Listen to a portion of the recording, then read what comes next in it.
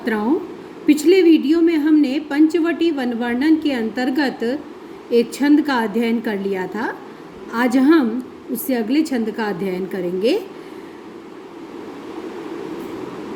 सब जाति फटी दुख की दुपटी, कपटी न रहे जह एक घटी, निघटी रुचि मीच घटी हूँ घटी, जग जीव जतीन की छूटी चटी, अघ ओग की बेरी कटी विगटी विकटी, निकटी प्रकटी गुरु ज्ञान गटी, चहु औरनी नाचती मुक्ति नटी, गुण धूर जटी जटी पंचवटी।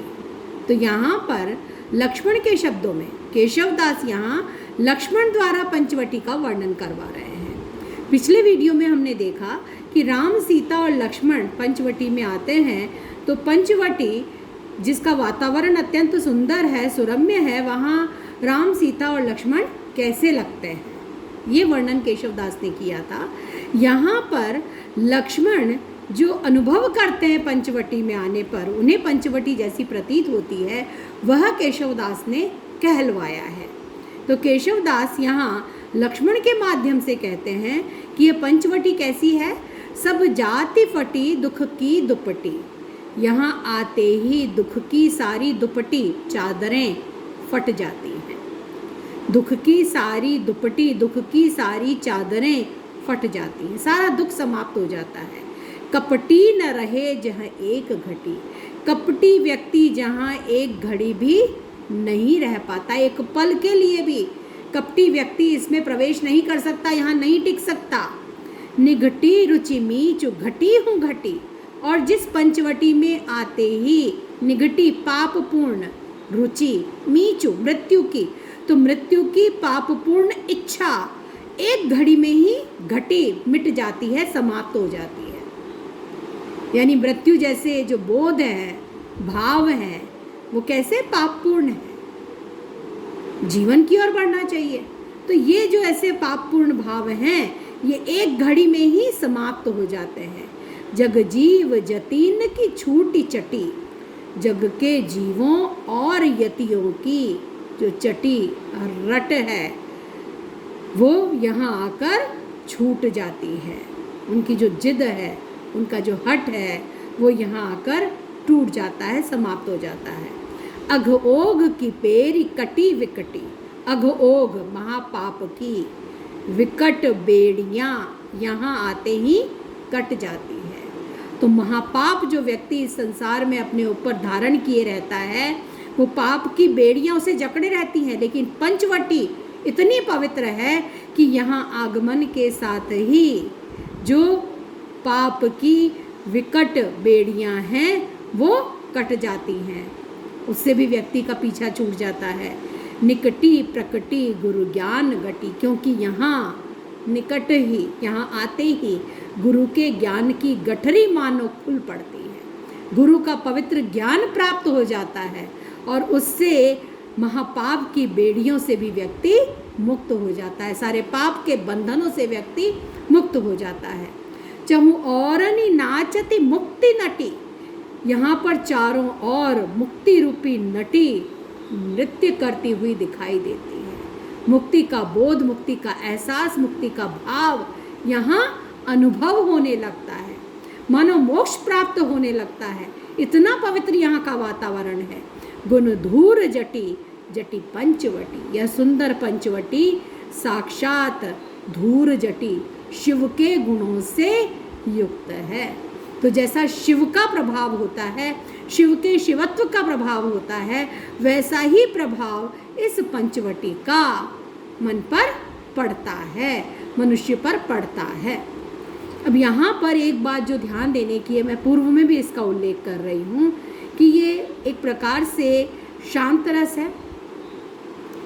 पंचवटी की जो पवित्रता है, वहाँ की दिव्यता है, वहाँ की अलौकिकता है, वहाँ शिव के गुणों से युक्त अनुभव किया गया हो उसे, तो उसकी जो महानता है, उसके उस पवित्र वातावरण का वर्णन इसमें किया जा रहा है। लेकिन केशवदास के संबंध में हम चर्चा कर चुके हैं, अलंकारों का अत्यधिक मोह उन्हें रहा है और चमत्कार प्रदर्शन की प्रवृत्ति भी हम इस काल में देख चुके हैं कि अत्यधिक हावी रहती थी। तो उस चमत्कार प्रदर्शन के चक्कर में, अनुप्रास की छटा दिखाने के चक्कर में पंचवटी की तर्ज पर केशव टी टी टी वर्ण की जो आवृत्ति करते हैं, उसके कारण इस छंद में कहीं ना कहीं जो काव्य का शांत भाव है वो आहत होता है। जो भक्ति भावना, जो एक पवित्र अलौकिक वातावरण की अनुभूति का जो भाव वो व्यक्त करना चाहते हैं, उस पर कहीं ना कहीं बाधा पहुंचती है। और ऐसे में बड़े क्लिष्ट शब्दों का प्रयोग भी वो कर गए हैं, जिसके लिए अर्थ सहजता से प्रकट नहीं होता, तो क्लिष्टता भी आती है। और टी टी टी वर्ण की आवृत्ति के कारण एक कठोरता, कर्ण कटुता भी आती है। तो एक जो दो श्रुति कटुत्व, सुनने में कटु लगना, सुनने में बुरा लगना, वो श्रुति कटुत्व दोष कहा जाता है, वह भी इस काव्य में आ गया है। आपको विशेष टिप्पणी में ये बताना होगा। अनुप्रास पूरे छंद में है, इसके अतिरिक्त भी और आप देखिए, सब जाति फटी दुख की दुपटी, कपटी न रहे जहाँ एक घटी, निघटी रुचि मीचु घटी हूँ घटी।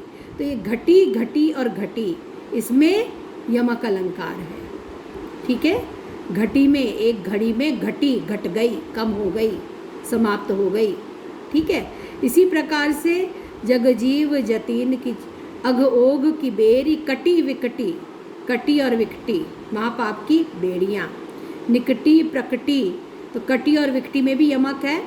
गुरु ज्ञान गटी, तो गुरु ज्ञान की गठरी, गुरु ज्ञान की गठरी यहाँ पर निकट ही प्रकट होती, प्रतीत होती है, जैसे गुरु का ज्ञान मिल गया हो और मुक्ति प्राप्त हो गई हो।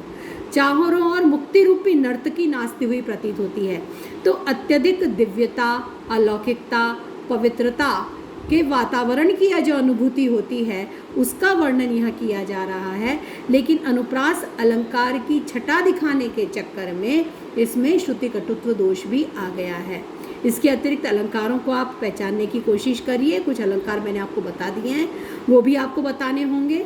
जो भाव संबंधी टिप्पणी है उसमें आ जाएगा कि यहाँ पर पंचवटी वन के वातावरण का, वहाँ के उस पवित्र वातावरण का, ऊपर तो जो वर्णन किया गया था वो फल फूलों से परिपूर्ण, वहाँ भी भावात्मकता के संकेत हमें मिलते हैं, लेकिन यहाँ पर तो उसकी पवित्रता, उसकी अलौकिकता, उसकी दिव्यता, उसके प्रभाव सबको दिखाने का प्रयास किया जा रहा है। और गुण धूर जटी शिव के समान पंचवटी प्रतीत होती है। उपमा अलंकार है यहाँ पर, शिव के गुणों को धारण किए हुए एक प्रकार से शिव के गुणों के समान यह पवित्र पंचवटी है। तो बहुत सुंदर उपमान यहाँ पर लिया है, जो कि उसकी अलौकिकता को, उसकी दिव्यता को, उसकी महानता को, उसकी पवित्रता को स्थापित करने में सहायक प्रतीत होता है। उस वातावरण को बड़े प्रभावशाली ढंग से प्रस्तुत करने में सहायक प्रतीत होता है। ऐसा वर्णन इसमें किया गया है। लेकिन वही ट वर्ण की आवृत्ति जो कठोर व्यंजन है, कठोर वर्ण है ट, जिसे शांत भाव में, भक्ति रस में, श्रृंगार रस में जिसे त्यागा जाता है, जिसे वर्जित किया जाता है। इसके विपरीत जो वीर रस की कविता है, ओज गुण की कविता है, रौद्र की कविता है, वहाँ पर ट वर्ण की आवृत्ति उस रस को उद्रेक प्रदान करती है, यहाँ पर रस में बाधा उत्पन्न करती है। तो इसके कारण से श्रुति कटुत्व दोष आ गया। एक तो इसका आपको ध्यान रखना है, अलंकारों का आपको ध्यान रखना है, इसके भाव जो आए हैं वो आपको ध्यान रखने हैं। ये भी व्याख्या की दृष्टि से एक महत्वपूर्ण अंश है, इसे आपको ध्यान से करना है।